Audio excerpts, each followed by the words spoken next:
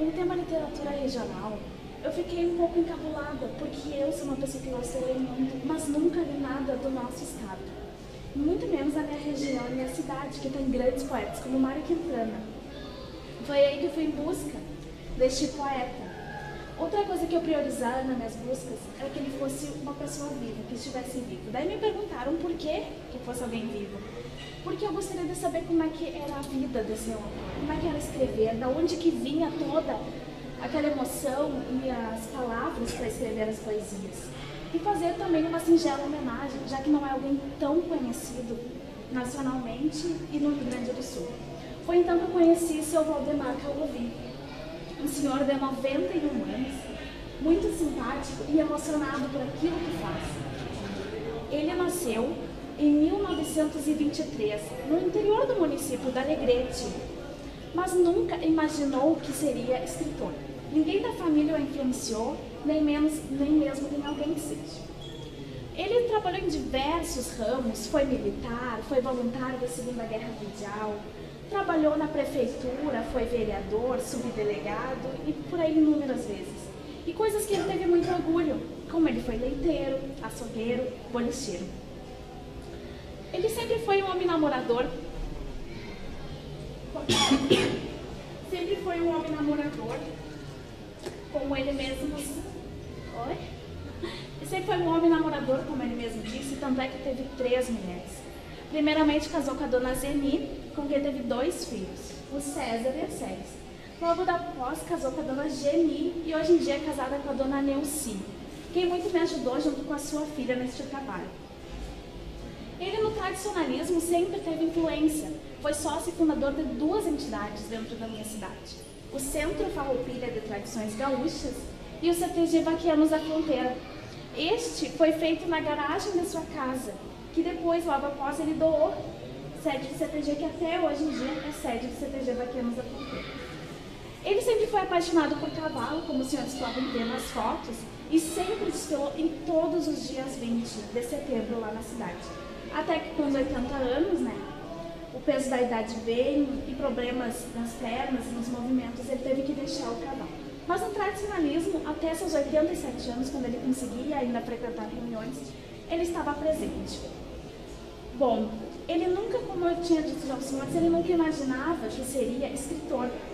Foi aí que em 1968 ele ganhou esta cuia de presente de um amigo. E essa réplica da bomba da avó dele. E um dia, tomando chimarrão, ele teve uma ideia de fazer um verso. Criou, do nada, um verso, que é a velha cuia crioula, rude traste barbaresco. Tens comigo parentesco na grossura do teu bojo. Vejo em teu mate um apojo, definindo a fidalguia. E a partir deste verso, ele fez sua primeira poesia, Minha Cuia. E a partir dessa poesia ele tomou gosto por escrever, e a partir daí continuou escrevendo, e em 1991 editou seu primeiro livro, que foi Memória, Causas e Versos. E foi tomando gosto tanto pela coisa que já em 1994 lançou seu segundo livro, O Vaqueano da Fronteira. São obras que ele tem muito, como eu posso dizer, muito respeito, porque foram daí que tirou grandes coisas da vida dele, porque ele tem uma peculiaridade. Ele não inventa causos, ele não escreve sobre coisas da mente dele, só coisas que ele viveu, os amigos viveram. E também faz grandes homenagens a esses amigos. Muitas histórias e muitas poesias são escritas sobre seus amigos. Em 2005, ele teve um grande reconhecimento. Como tradicionalista que é de fato, ele teve uma publicação do MTG em 2005, que foi uma releitura de todas as suas obras, que é mais um vaqueano com história, causos e poesias, que foi uma releitura desses 2 livros. E daí que ele viu as suas obras ultrapassando os limites da fronteira, indo para todo o Rio Grande do Sul, porque até então ele não tinha se deparado com a grandeza do que estava acontecendo. Perguntei a ele De onde que vinha toda essa inspiração para escrever? Ele disse que normalmente vem quando ele está dormindo. Por isso que quis demonstrar como se fosse um bebê no seu quarto que ele tem um caderninho. Claro, isso não é hora de citar. Que ele tem um caderninho que ele sempre de noite, durante o sono ou quando vai se deitar, que vinham as lembranças dos acontecimentos que os amigos lhe contaram e ele já escrevia na hora, porque ele, homem das antigas, né, nunca foi de tecnologia. Então sempre escreveu seus livros nos caderninhos. Ele nunca quis ser recompensado por toda a sua obra.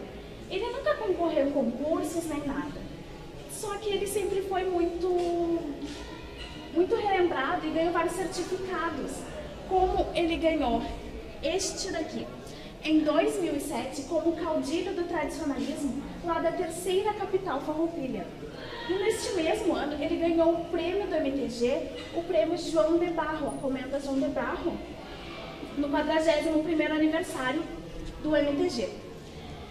Já em 2009, ele foi homenageado na 30ª Feira do Livro da Alegrete, por todas as suas obras.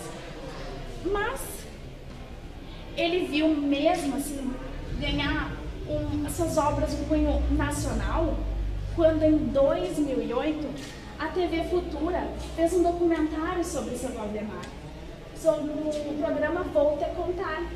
Daí ele fez, lá na sua estância, que ele sempre foi um homem muito campeiro e muito rural. Então, na sua aposentadoria, ele comprou uma chácara e nessa chácara foi gravado a história Volte a Contar, em 2007, onde ele contou o caso A Esposa Chorosa.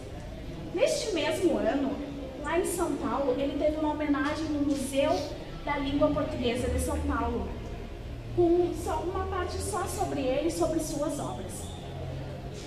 Aqui eu tenho para os senhores a lembrancinha, que é com o CD do documentário, porque eu acho que não tem como não reconhecer ele com esse documentário.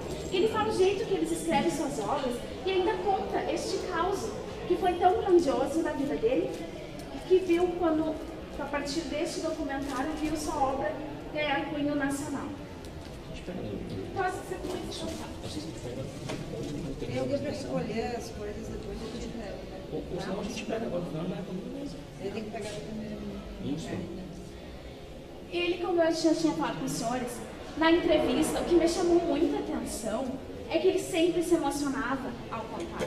Porque agora, com as dificuldades que a vida dá, ele mal consegue sair de casa, usa cadeira de rodas, e cada vez que ele me contava, ele chorava.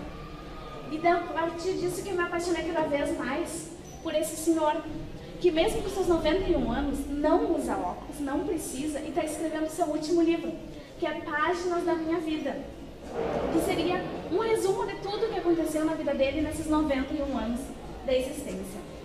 Que ele diz que para ele é o livro que mais ele gosta e mais chama a atenção, porque é a vida dele e é o último livro dele, né? Bom, eu perguntei para ele se ele deixava uma homenagem ou uma frase para nós jovens, né? Ou para quem quer começar a ser escritor. Ele disse que só deixava 2 palavras, que a gente precisa ter trabalho e conduta. Daí eu perguntei, né, por que trabalho e conduta? E ele me disse que trabalho, porque tudo que a gente quer é através do trabalho, porque tudo que a gente sonha tem que ser trabalhando para conseguir. E conduta, porque um homem sem conduta não é nada. Então, aqui eu trago para vocês, como se fosse um galpão da casa dele, que ele tanto fica lá hoje em dia, e algumas fotos para os senhores poderem reconhecer mais seu Valdemar, como eu tive o prazer de conhecer esse senhor